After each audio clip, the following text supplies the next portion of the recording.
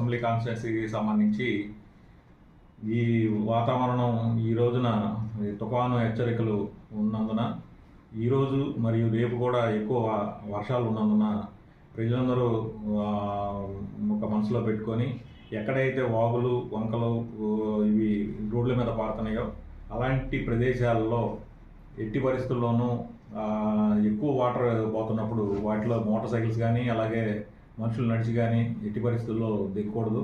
దాని మీద ప్రికాషన్స్ అంటే జాగ్రత్తలు అనేది కరెక్ట్గా తీసుకోవాలి.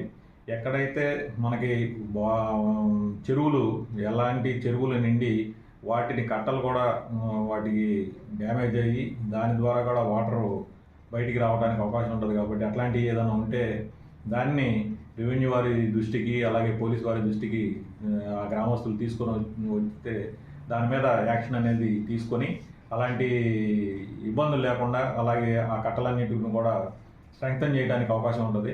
కాబట్టి గ్రామస్తులందరూ ఈ చెరువులు అలాగే వాగులు మీద ప్రతి ఒక్క గ్రామం సంబంధించినటువంటి వ్యక్తులు కూడా అలర్ట్గా ఉండాలి.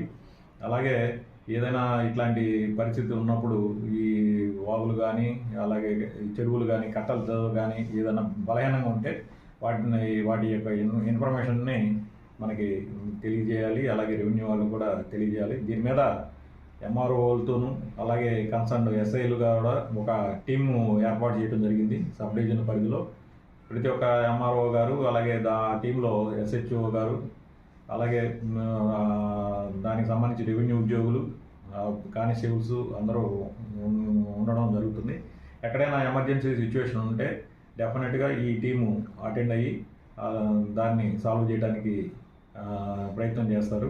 అలాగే గ్రామాల్లో ఈ చెట్లు కానీ ఈ వర్షాలకి చెట్లు కానీ ఇవన్నీ అడ్డం పడినట్లయితే రోడ్ల మీద ఆ ఇన్ఫర్మేషన్ కూడా ఇమీడియట్గా తెలియజేసినట్లయితే దాని మీద యాక్షన్ తీసుకొని అది ఆర్ఎన్బి వాళ్ళతో కూడా మనం కోఆర్డినేట్ చేసుకొని అట్లాంటివన్నీ అబ్స్ట్రక్షన్ అన్నీ కూడా మళ్ళీ తొలగించడానికి అవకాశం ఉంటుంది.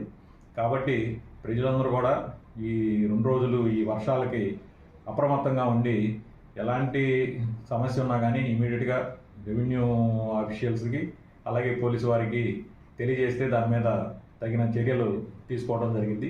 అందరూ కూడా జాగ్రత్తలు తీసుకోవాలని చెప్పేసి అందరూ ప్రజలందరికీ కూడా కోరుకుంటున్నాం.